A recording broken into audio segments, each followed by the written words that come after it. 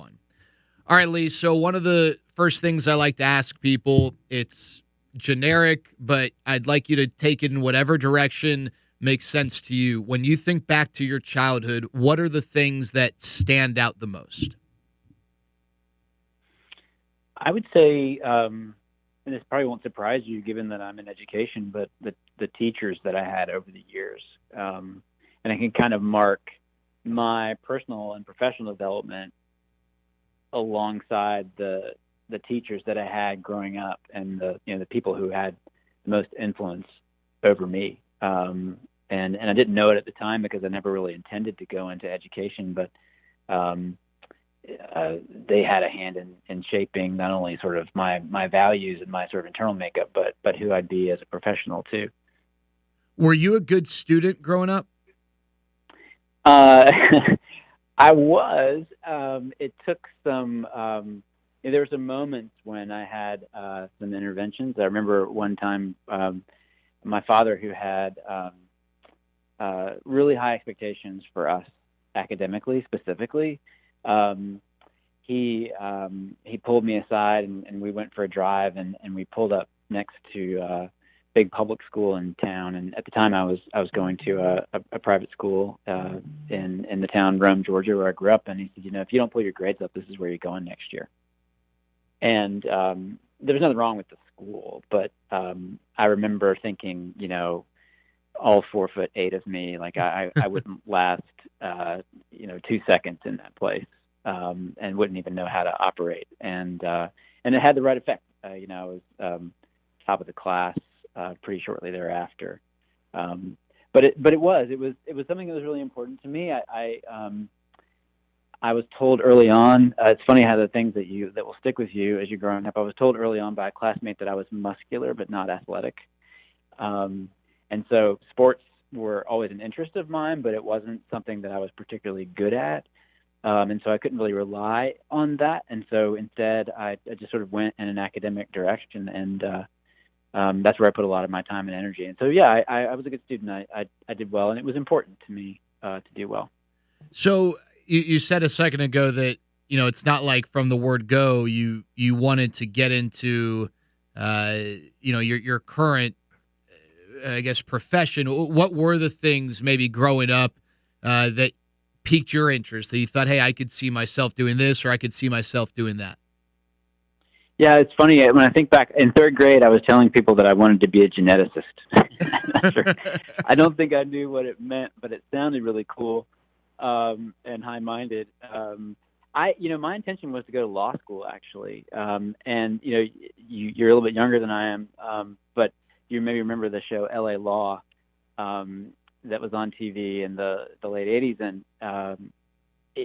criminal defense was what I wanted to do. I don't know why I landed on that. I had no idea what law school was like or what it would entail, and I really had no idea about a career in law other than this very stereotypical view of what I saw on television. But I just landed on it, and I was a good writer, and I felt like I was a good speaker, and so I thought the law makes sense, and no one was telling me not to. And so that was sort of what I had in my head through high school and college, and I majored in English, but I didn't come to love that discipline until much later, until actually I became a teacher. But yeah, I was going to go to law school, and I actually enrolled in law school coming out of Carolina, and I got a call. I'd finished up a little early, and so I was just working in Chapel Hill, and I got a call from my old headmaster at the school in Georgia where I grew up. And he asked me if I wanted to come down and interview for a teaching internship. And frankly, I realized at that moment, like I didn't really know the first thing about law school, and I wasn't sure that I wanted to go. And I went back and interviewed for the job and just sort of fell in love with that school all over again. And that was 1993. And I've been in education ever since. Okay, so I want to go back and hit on a few things here. So what was your relationship with that teacher? Like, why did that teacher reach out to you? I imagine it wasn't just like the most random thing. You hadn't spoken to that person in a decade type of situation. So what led to that conversation, I guess? So his name is Brad Joy. He's the head of a school in Tennessee now, and he was the head of school at my alma mater, Darlington, down in Georgia, and he knew that I had been one, that I had loved the school. I had strong family roots there. My great grandfather was head of school there for a time, and my grandfather went there. My brother and uncle went there, and so we, deep connection. And those things were important to me. I'm not sure I could have verbalized it or really described why, but I just felt a really strong emotional connection to the place, and he knew that. And we had been in touch over the years since I moved. Actually, I left after ninth grade. My parents got remarried and moved to Virginia Beach, and actually wound up at a public school, actually. But had stayed in touch with him, and so it wasn't. You're right, absolutely. It wasn't totally random. He and I had been in some touch over the years, and he knew that I'd been working with teaching high school leadership in a program in Virginia, and thought that I might be able to translate that into teaching at the school. I just had an immense amount of respect for him as a human being. He was always, in my view, sort of like an example of just the perfect educator. He's brilliant and smart and caring and kind and worldly, and so it was just somebody that I really admired a lot. And so when he called me and said, "Hey, why don't you come down and think about this?" I was pretty much at that moment going to make it happen if I could. So when you took that internship, did you go in with, and I know you said, well, I realized I didn't really know exactly what going to law school entailed and what that life would be like, but when you took that internship, did you do so with the open mind of, I might do this and still go to law school after a year or whatever, or was it, no, I'm now gung-ho, this is the path I want to go down? So another excellent question. So my intention was to do that for a year or two, maybe tops, and then go to law school. A lot of teachers do that, right? They enter in the profession, they stay for a couple of years, and then they go on to a different professional school. But it wasn't maybe a month or 6 weeks into it that I realized, this is what I wanted to do. And actually, I realized really early on in that first year that I wanted to be a head of school. Again, I'm not sure that I had a full sense of what the job entailed or the stresses or rigors of it, but it looked like a really fun life, and the school and the educational process as a kind of holistic thing really interested me early on too. And so actually the year that I spent as a teacher, that first year, was the only year I've ever been a full-time teacher in my career in education. And since then, I've been kind of grabbing every experience I possibly could. I was in admission, and I ran a dorm, and I did student activities, and I was a dean of students. I was a high school principal. As I just sort of made my way through different school experiences, and it was really a sense of like wanting to learn as much as I could about every aspect of education that sort of drove that pathway, but also wanting ultimately to get to the point where I could lead a school. All right, so I want to, before we move forward again, I want to go back to your first answer. You said when I asked you about your childhood, you think about people who influenced you on the academic side that maybe subconsciously influenced your career path and realizing the special connections that you made. You're now in a position as the head of school and having been in academia for as long as you've been, that relationships are special, and you hear about these special relationships that extend beyond 9 o'clock to 9:50 or third period, or whenever it is that the teacher and student might exist from a teacher student standpoint, but that they can have profound influences. Is there, without asking you, and I hate to have you leave someone out, because I imagine, as you mentioned, there are a number of these types of relationships that were special, but is there one relationship, is there one teacher or coach or educator or someone who really did go the extra mile or connect with you on a level that has stuck with you to this day? Yeah, for sure. And then the list would be pretty long, right? Especially, for someone who wound up in this as in education as a profession, you begin to realize just the profound influence that teachers have had on you. I mean, the way I teach is a reflection of the way I was taught, and in a way honors those people every time I step into the classroom. But yeah, there is one. There's an English teacher I had in Virginia. Her name's Pam Cummings, and everything from the way she ran her classroom to the things that she drilled into us and the way that she did it were important. But I think the most important thing to me, especially at that time in my life when I was really in transition, right? I'd lived and grown up in Georgia for 15 years and then had landed in a pretty big town in Virginia Beach and in this huge, monstrous school, and where I knew no one. The thing that she communicated to me every day was that she saw me, and that I was important and that my views and the things that I had to say were important.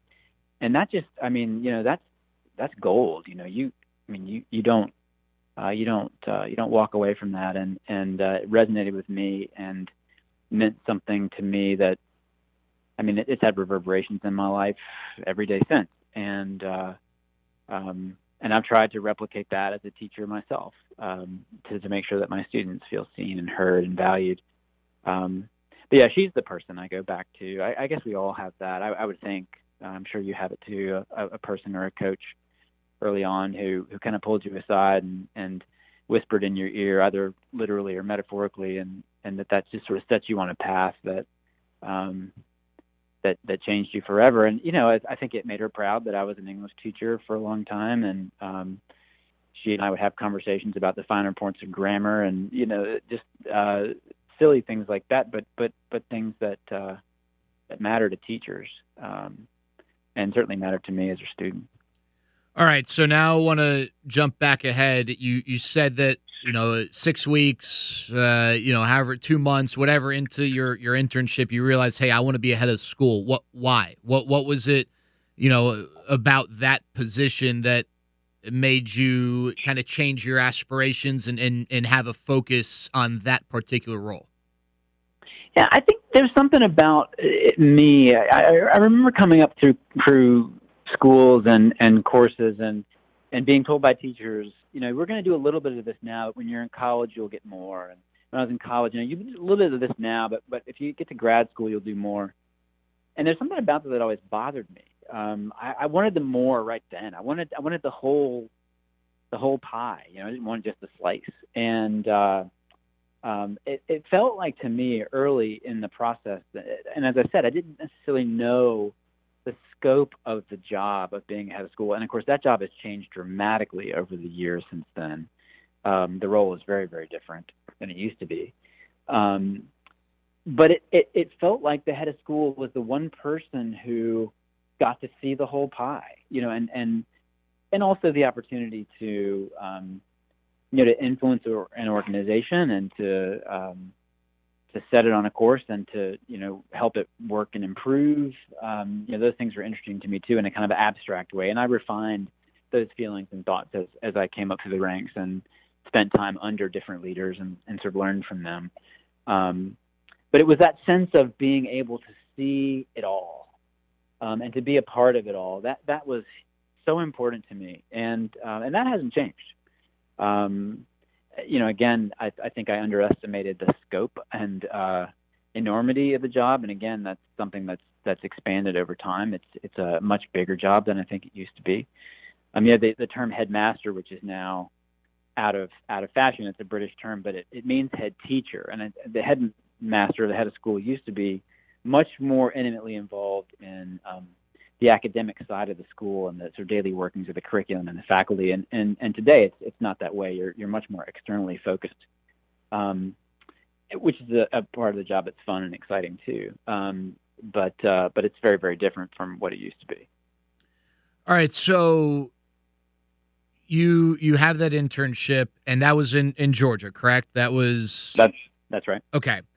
What's the next step? How did you grow from that? What was your next role? And I guess maybe if you can remember, not only what was your next role, but what were you seeking for your next role? Like what was the progression in your mind versus maybe what actually unfolded?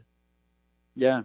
And so the literal next job was at that school, and I was in the admissions office for 2 years and did a lot of traveling for the school. It was Darlington's a boarding and day school, so I primarily supported the boarding program, and so I did a lot of traveling around the Southeast looking for families who might want to send their kids to the school as boarding students. And I think admissions, I learned more in that job about the business side of the school than really any other than my current job. And so it was radically eye-opening for me in terms of thinking about the way that, and again, we're talking about private schools, but the way that a private school functions and how hard it is to make a private school work financially, and which it is. I mean, it really is. And so that's what I wanted. And I think you see, or you would see if you looked at the sort of job-to-job progression that I went through in schools, seeking deeper information about some aspect, some way that the school worked that I didn't have a particular hand in my current role. And that's the way I kind of leapfrogged through my career, is just looking for different experiences and kind of grabbing onto them. And so I was there at that school for 5 years. And did a number of different jobs, and then I went to Choate Rosemary Hall up in Connecticut. It's a very well-known, internationally known boarding school, boarding and day, but primarily boarding school in Connecticut. And again, I was looking for something. I wanted to, I felt very secure and safe in my hometown in Georgia, and I wanted to kind of shake the tree a little bit. I wanted to do something different. I wanted a different community. I wanted different challenges. I wanted to stretch myself. I was one of 2 people from the South on the staff up there in this New England boarding school, and while that was a challenge and hard, and it was cold as hell up there, which I was not used to, that was good. Like I was, that's what I got. What I wanted. I wanted to see if I could perform well at one of the top schools in the nation, and I think I worked hard and did well. And but point being, like that's been what I've looked for at each stop. Like, how do I stretch? How do I grow? What's a piece that I'm missing that I want to kind of another arrow to add to the quiver, I guess. That's the way I've progressed through.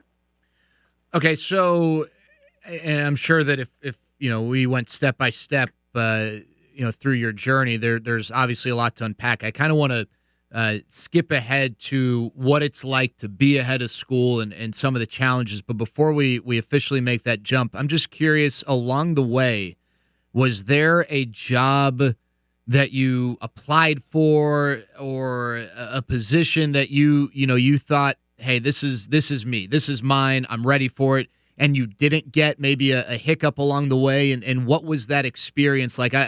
Perhaps something that was rewarding and ended up being a big growth moment for you, even though maybe in that specific moment when you found out you didn't get that job, that it wasn't, it wasn't all sunshines and lollipops? Jared, the list of jobs that I've applied for and did not get is a very long one.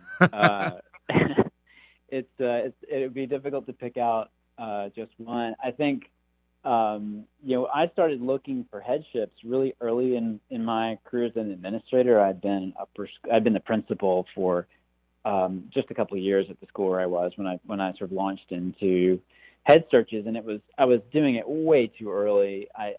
The schools that were willing to talk to me, I think, were either desperate or trying to be kind. And so I was very fortunate, really, in retrospect, that while it hurt my pride to not get those jobs seriously considered, it was absolutely the best thing that ever happened to me professionally, and also probably for those schools as well, because there's so little that I knew about how to run a school at that time. But it was motivating too, right? I mean, part of it is, and I remember talking to consultants who run these searches, and the headhunters who connect you with schools who are looking for heads. A lot of times they would say, you're aiming too high. You're never going to get a job like this right out of the gate. And that didn't sit well with me. That's just not the way I'm hung together. I do have high standards, and also, I had the added stressor of having a family to bring with me to the school. And so, making sure that it was a school that was good enough, in my view, for my children and their education too, added to the pressure that I felt to find something great. And and because my kids, I don't view them as a kind of social experiment while I get my professional life together, right? But I mean, my gosh, I was all over the country looking for jobs for a while, and didn't get any of them. It was a period of several years, and of course that's, you develop a lot of calluses and scar tissue, but it was also really good, because I was able to hone and shape. When you're pressed in those interviews, you're able to hone and shape your views of education and what matters to you and what your values are in schools. And so by the time, I got my current job at Greenhill, I'd really been through a crucible of sorts, right? And I felt like I was ready finally. And fortunately, so did Greenhill. All right, you mentioned values, and as a head of school, I know you're not a dictator, and whatever you say goes, and there's a team element to it, but you do get a chance to share your values and maybe leave a little bit of a footprint when it comes to those. What are the values that maybe rise to the very top as most important to you through your experiences and how your understanding has evolved? A couple of things come to mind. One is the power of schools as communities, and how important that is, and the feeling of, within a school community, the strong sense of reciprocity toward one another, and how important that is to develop that, to verbalize it, to talk about it, and to do things that cultivate it. Another one is just creating a community that is diverse and equitable and inclusive. And how, those words have become, they sort of, I don't know how to put this, they're talked about a lot. My current school where I am at Greenhill, that's something that we live every day as a part of our mission. That's really important fundamentally to who we are. And that drew me here. More than anything else, yes, this is an amazing academic school, but the school's commitment to diversity, equity, and inclusion was really important. And that's a value of mine. For sure. And I think the final thing, and I talk a lot about this, and that is something I place a lot of value in, and that is that education is a lifelong process. So this is a long game. And one of the things that I have to push against a lot as a head of school, and I know a lot of head of schools do, is that this is not a transactional relationship between family and school. It's a relationship that extends for the life of that student. And so we're just as interested in who that student is at age 4 or age 18 as he or she is at 28 and 38 and 68. And knowing that we have a hand in helping that 68-year-old become the person that he or she is over the course of his or her life. That's really important to me. There's a lot of pressure on that value right now, especially in dealing what we're dealing with now, because it has become, or the feeling is very transactional in a private school, that a family might pay something and expect to get something in return. And that makes sense. They are investing a lot of money, and I get it.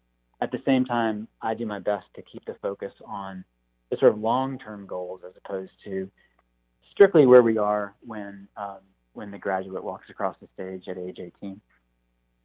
All right, so Lee, in your position as the head of school, I imagine you deal with all sorts of complaints, and I know that your job is way more than just being on the receiving end of the customer service helpline. But how do you go about dealing with complaints from, I guess, all levels of people, but particularly those who they do invest in their kid or maybe multiple kids in the school, and it's they are paying a price to have a place in that community, and I know some complaints are, well, my kid got served 3 green beans instead of 2 or 4 or whatever. Those are the minor ones, but like the legitimate complaints, like what's your process that you've evolved in dealing with a legitimate complaint, whether you agree with it or not, but hey, I need to treat this properly.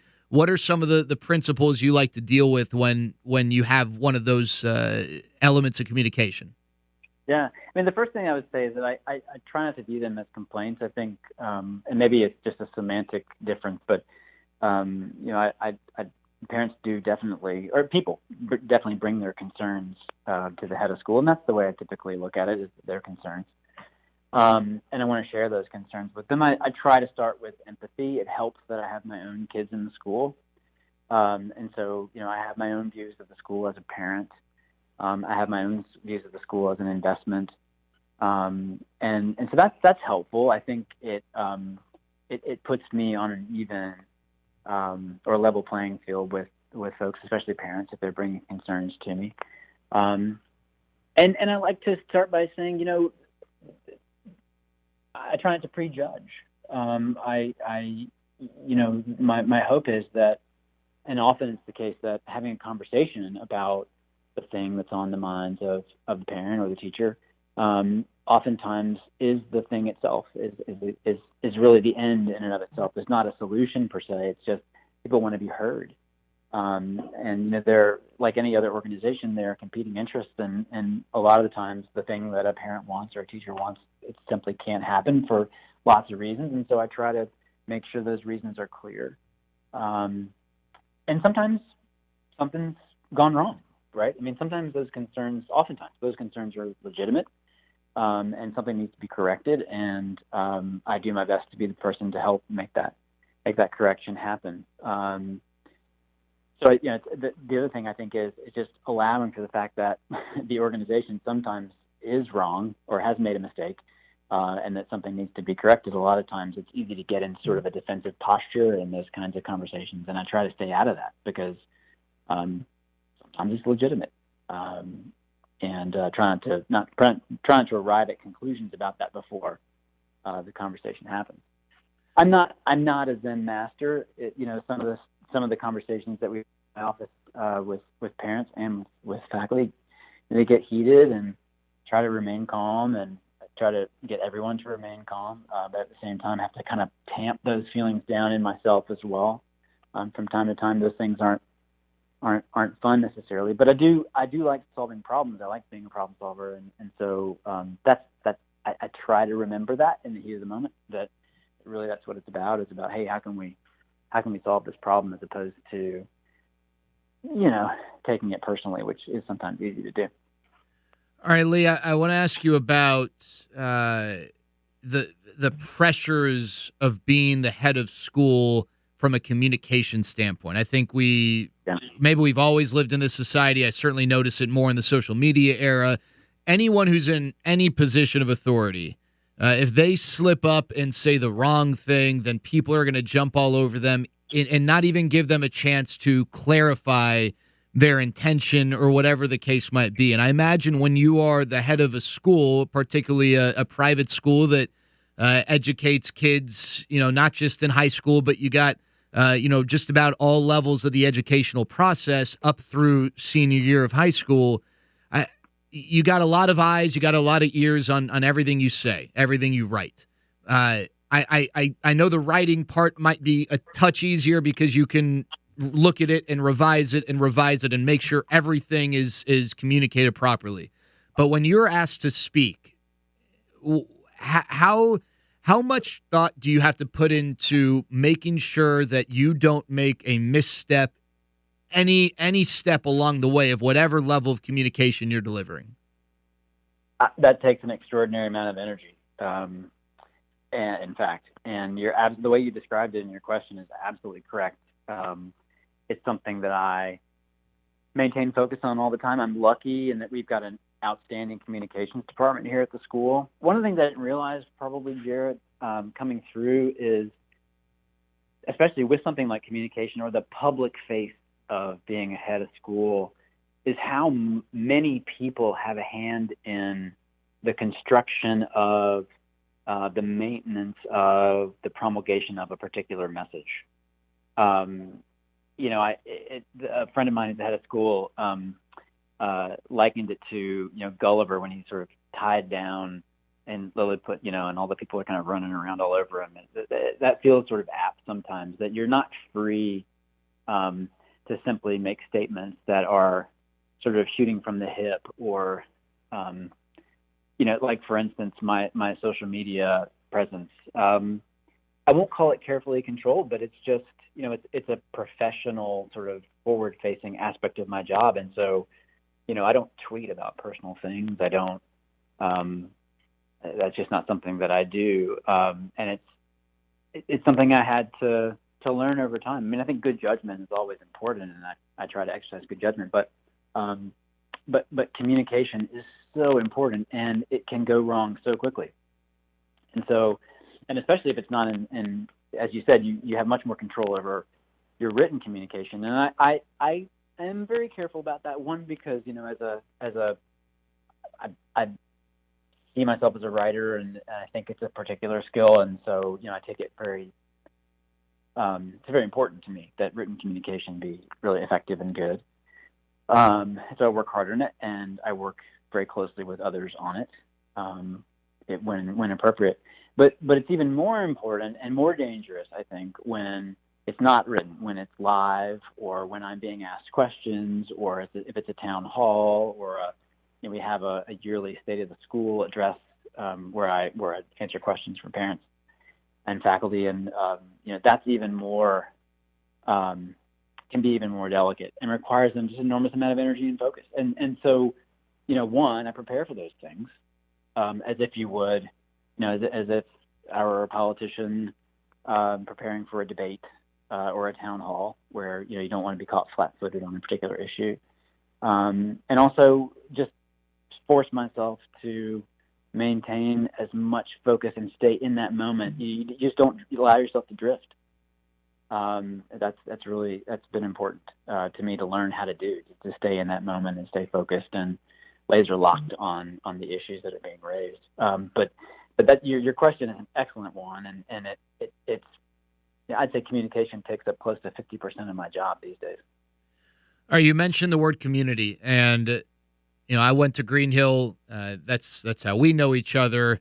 The school is incredibly important to me and my family, and I had a great college experience. I went to USC, and I loved my time there, and it was absolutely influential. But when I think of my growth, I can't really paint the full picture unless Greenhill is a big part of that picture, and the community element is really important to me. And I guess everyone kind of can pick and choose out of the buffet, so to speak, what's most important to them. But that's what's been incredibly influential to me and special. How do you join a new community? How do you in your role? I mean, you're taking on a big role, and this is a new metroplex, a new school, new people. What's the process to go about that in the right way, and really ingrain yourself in the community when community is such a big part of it? It's hard. I mean, the obvious answer, I think, is to be at as much stuff as you possibly can be, and I've tried to do that, and to be as present. And that's really what this community asked of me early on, and what I want to be. I want to be a fundamental part of the fabric of the place. I love being in schools. That doesn't feel hard to me. I think the other piece of it, and what you're trying to do when you do that, is build trust, right? Because hard decisions are coming, and just decisions in general are coming from me. And the more people know about me, the more people know I'm hung together, what my values are, what I view as important, the more trust that I'll engender, and the easier it will be to work through those hard things.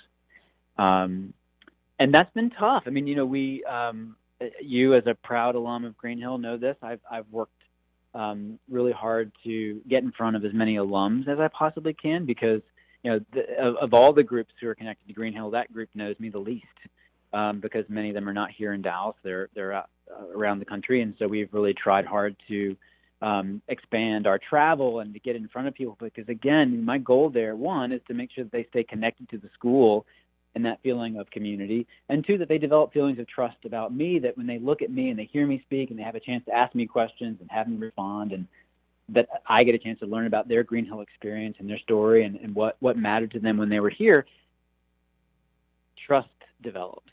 And that is so key, especially when schools go through hard times.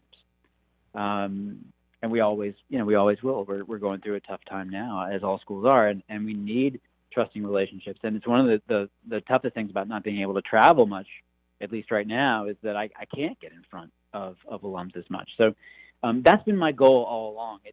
It's one, I want to show that I'm interested in the things that the students are interested in, that I'm interested in, and the teachers and the work in the classrooms. I'm interested in the families who send their kids here in their lives and what drives them and motivates them. But also, it's in the service of developing trust, and that's what I've tried to do. And we've of course had to shift a lot of that online, but we're trying to replicate that as much as we can in a new format. What are some of the day-to-day challenges you deal with? I guess, or maybe if it's easier to answer, what is a typical day like for you, with the understanding that it's probably not the same day to day? Yeah, I mean, I think it's funny that we always have a head of a school for the day. A student can win this, and I'm always afraid they're just going to be totally bored. That it's not nearly as exciting as they think to be the head of school, because you're not. I think the students have this concept that the head of school is constantly issuing decrees and making decisions, and that's just not the way the day flows for the most part. But a lot of it is spent making connections with people, which is, I guess, a euphemism for being in meetings, a lot of meetings. So I have a number of direct reports, but it's we're as independent schools go, as private schools go, we're a big one. Over 1,300 students and several hundred employees, and so it's a complicated enterprise to make it function smoothly. And so a lot of it is in meetings. I don't get out of my office as much as I would like, and that's always a goal every day, is to get out of the office and to get into some classrooms and see the work of the teachers and the work of the students. And sometimes I feel a little pinned down. It is, of course, to meet with parents who might want to raise concerns or talk through their experience and get my input on how to improve it. So I do that a lot. And then from time to time, last trimester, I taught a class, and so I had some teaching time, which was amazing. But that always feels, that's like a guilty pleasure at this point in my career. So yeah, it's largely meeting with, interacting with people, and it's continued. In the first couple of years, I'm in my third year now. The first couple of years it was spent just introducing myself to lots of folks. Right, they wanted to come by and just kind of see, as I said, how I was hung together and to tell me their experience. And I did the very best I could to have as open a door as possible. And so some of that was scheduled, and some of that was just folks coming in off the street, which was great. And so now it's less of that. I think people have gotten more used to me, I think. Haven't met everybody, but a good chunk of the community. And now it's conversations about where the school's headed. I've been here 2 years, and I certainly want to put my stamp on things and move forward. And we've got some strategic goals we framed and are ready to get going on. And so now more of my conversations are about what this next step looks like. All right, so I'm reading a book right now about how to make changes, on the individual level, and you deal with the emotional side internally, and maybe the more the voice of reasoning in your head, but then also how you make changes in group settings of various sizes. And you are tasked with making changes, perhaps, or leading changes for whether maybe it's a department, so it's a smaller group, or an entire school. But what's important to you, or what's true to you in terms of how to properly going about that? About making change? Yeah. I mean, first of all, that sounds like a book I need to read. I'll send it to you. Okay, please. I think one of the biggest challenges that I've had as a leader in the years that I've been in sort of upper level administration is knowing how and when to engage others in decision making. I try not to, and as I said, you don't often have the chance to make sort of unilateral decisions or decisions by fiat or whatever. Schools just don't, or good schools just don't work that way, and certainly I don't.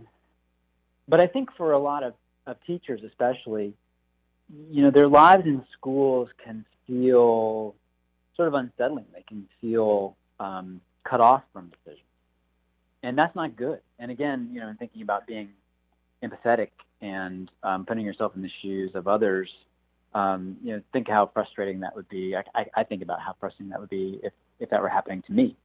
And so I do try to involve others in decision making whenever I can. The caveat that I often say to folks is, if their input isn't going to materially change the decision, I'm not going to ask for it, because that too is, I think, a source of frustration, and it is disingenuous.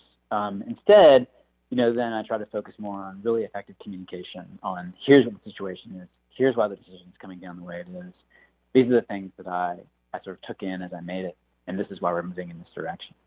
That doesn't happen often, as I said. Like, it typically doesn't work that way. It's much more consensual. That's the culture of our organization, and I like that. But I do think that there are times when faculty feel kind of cut off from the decision-making process, and that doesn't feel good. And so we do try to involve them as much as we can. But as I said, it's a big organization, it's complex, and a lot of decisions need to be made every day. But that's, if it's an area where I have stumbled more than any other, I bet that's it. All right, this is a question that's important to me, and I think to others. I care about the identity of Greenhill a ton, and I care that, and certainly not going to mention other names or schools, but I know that in our athletic conference there are schools that valued academics more than others, and that's just the nature. Not everyone's going to be on an exactly equal plane. And it was important to me that Greenhill was a school that thrived academically. How do you balance academics and athletics, though, without changing the identity of the school? Because athletics obviously is, as you know, important to me. I think it's an important factor to a lot of people. And I know there are a lot of challenges in balancing the two. So how do you go about doing that, and how have your thoughts kind of evolved on that throughout your duration, not just in this specific role, but in academics in general, especially with the mindset of I guess, an administrative capacity? Yeah, and I would fold the arts into that as well, because each of those areas is, I would say, equally important. It's an excellent question. It's a singular challenge for a school like ours, where our academic mission is preeminent, and I don't want to. There's no question about it. We are first and foremost an academic institution, and that's why we exist. At the same time, our arts program, our athletic program, are incredibly important. They're integral. They are essential. They are in our DNA. They're not extra. They are, fully a part of the overall experience. And it's a real challenge because it can get out of balance very quickly. There are lots of levers you pull here, through admissions, through financial aid. There are programmatic tweaks and changes that you can make. And we're trying to do all those things because it's important for us to be successful really in every area, including athletics. I think the important thing to realize here, Jared, is that it's not a zero-sum game, right? It's not that you have to, that if you decide you're going to be a successful athletic school, that the other two areas have to suffer. I don't believe that. As a matter of fact, I think each area feeds the other. If we have a successful arts program, that's good for our athletics, that's good for our academic program, and vice versa. And so this is an area where, athletics is, it's very public, right? You got people coming and watching, and so it's very easy to see whether you're being successful or not. The evidence is right there as you measure yourself against local schools. It's a little tougher to do that academically. There are sort of raw numbers that we all use to kind of compare each other, but determining success, the relative success of an athletic program it's sometimes very easy to do. At the same time, it's as important, or if not more important for me, that, say, we display good sportsmanship, that we are competitive in the right ways. And I refuse, and we're lucky that our athletic department agrees with this for sure, to sacrifice who we are as a school for winning.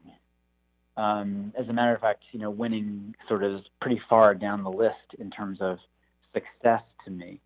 If we behave ourselves well, if we're growing and getting better, if our student athletes are healthy and improving themselves as student athletes and getting better in their particular sport, like that to me says success. And if we're doing those things, then we are a successful program. Wins and losses, as I said, it's pretty far down the list. At the same time, a winning sports program, and a head of school once told me this, and he was absolutely right. Like, nothing galvanizes school like a winning sports program, he said, and that's true. And especially in somewhere like the state of Texas, where the sport of football is really important. There really is nothing else like Friday Night Lights. It's a cliche, but it's true. And doesn't mean that we always have to win those games, but I want us to be competitive. And those are some of the things we're working on. Yeah. So one last athletics question with football, and I know that at Greenhill we're not South Lake Carroll or Euless Trinity, a big Highland Park, but it's still Texas, it's still football, and it's still important to a lot of people. Was the impact of football within the fabric of a school in Texas what you expected, or was it more than what you expected, even with the, all the attention that is drawn to high school football in Texas around the country? It didn't surprise me. I mean, keep in mind, I grew up in Georgia and lived in North Carolina for a long time, and football is a really important sport in both those states. And I brought with me a love of football. I love pro football, love college football, love watching it. In terms of the excitement of those events and the kind of galvanizing the community, there really isn't anything like it, just in terms of sheer numbers. I don't want to say that football is more important than our other sports, because I wouldn't say that. But in terms of the number of people, the attention that's paid, the investment that a school puts into it, obviously, those numbers are larger. So no, it didn't surprise me. And I think it's, for the most part, a healthy part of school culture. And as I said, I want all of our programs to be excellent, every single one of them, from our woodwinds to our theater arts to our visual arts to field hockey and swimming and football included. I want everything we do at the school to be aiming toward excellence, and I think that's not an unreasonable goal. I think some people feel like the pie is only so big, and if you're focused on one particular thing, that everything else has to suffer, and I just don't think that's true. Especially in a school like ours, where so many of our kids do so many different things. And so that's been my message, and it applies to football like any other. I want us to be aiming toward excellence, and so what does that mean? What does that look like? I'm not the only one who gets to decide what excellence looks like, but that's my goal. All right, a couple more questions for you, Lee, and I really appreciate your time. Oh yeah, it's been fun. How do you approach competing with other schools? Because I know that there's always that cliche, and it's I say cliche not in a negative sense. It's just it's a thought that's offered a lot, especially in the sports world. You got to worry about your own house first, and then you can start worrying about the rest of the neighborhood. So you obviously have got to work on Greenhill being the best Greenhill, but is there a competition with other schools, either in SPC, which is the athletic conference, or ISAS, which is I guess maybe you'd characterize it more of the academic conference or grouping of schools in the Southwest? How do you view competing with other schools? And I guess you're also, in a sense, you are competing for students, who maybe are making the choice here in the Metroplex as to which school they'd like to go to. But how do you view the competition on whatever level it exists in your role with Greenhill versus whomever? Yeah, so great question. And two things that come to mind. One is, I am one of the most competitive people you'll ever meet. So that's one thing that informs my thinking about this. And two, I feel really fortunate that there's a great relationship between the schools in the Metroplex, and that extends from, I think, what you'd call the usual suspects, the schools that we cross over with the most in terms of, at least in terms of the way that the public compares us, and then some schools that are a bit further reaching in our region, where I'm really fortunate to have great relationships with the heads of those schools, that it feels much more like a partnership than a competition. I say that, and the next thing I say is when people think about Greenhill or schools in our area, I want them to think of Greenhill as the best at whatever thing they're looking for. We're not for everybody. We're a pretty unique school. We're lucky in that respect. We're the only K-12 coeducational, non-religious school in the region. And so if people want what we offer, there's often not an analogous school somewhere down the street that they could go to. Doesn't mean we don't cross over a lot for, in terms of faculty candidates and also families. But at the same time, if people want what we offer, there really is only one of us. And I think also our commitment to diversity, equity, and inclusion is something that makes us unique as well. And so again, if people are looking for that as something they value, they're only going to kind of come to us or at least be satisfied with us, or we'll be their first choice. But we do compete. I mean, I think again, it's disingenuous for me to deny it. And I think it's a healthy thing. I think it's a good thing. I think that competition, when sort of handled correctly, helps us all because it sharpens us. It makes us better, just like it does in athletics. You don't want to be the only good team in your division because that no one's getting better that way. And so I think it works that way. We're really lucky. There's some excellent, excellent schools in this city, and they have really smart people working there.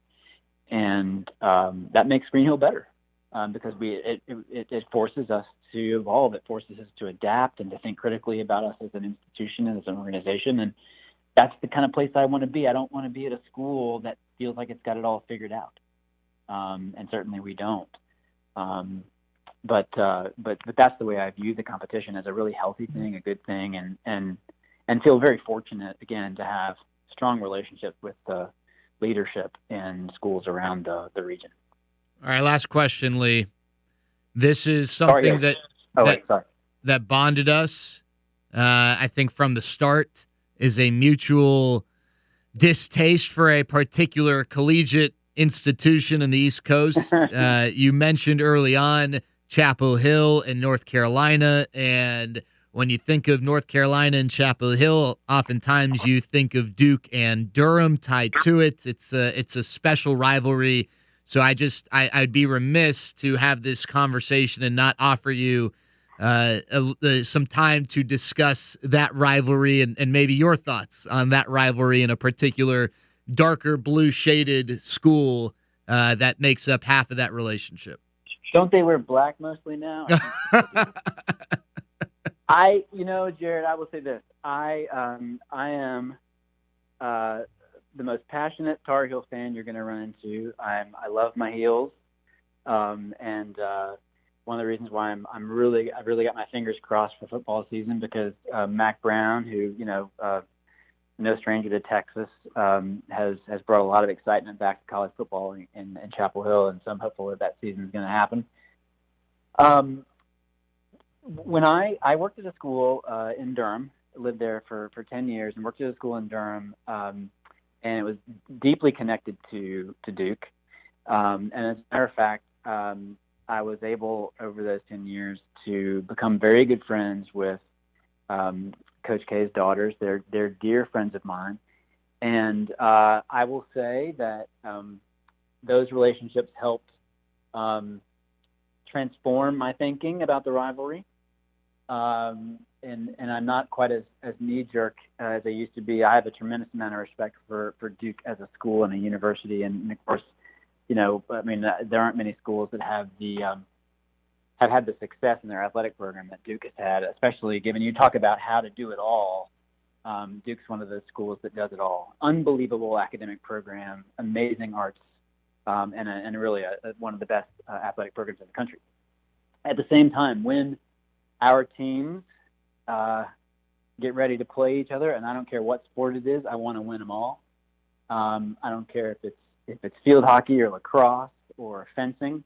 If UNC's playing Duke, I'm rooting for the Heels, and hopefully the Heels will come out on top. And I think if history has proven anything, usually the Heels do. But it's unique in rivalries. I mean, there are, you've got the Red Sox and the Yankees. You've got Ohio State and Michigan. I mean, they're those storied rivalries that have just been around for a long, long time, and it's special, and it was really fun. It was, I didn't know a lot about college sports when I decided to go to UNC. I wasn't a huge basketball fan at that time, didn't know much about it, and this was in the final days of Dean Smith. As a matter of fact, he won the national championship in '93 against the Fab Five my senior year at Carolina, and it's been really fun and transformative for me and important because the two schools are so excellent in and of themselves, and to have that rivalry again, to sharpen each other, as a point of comparison, as a point of pride, to always wanting to outdo your opponent, and it's a worthy opponent, an opponent that's excellent, and that's really what it's all about. And so I learned how to be a fan at Carolina, and largely in opposition to the darker shade of blue. But I've come to have a much more humane view of the rivalry due to my relationship with Coach K's wonderful family.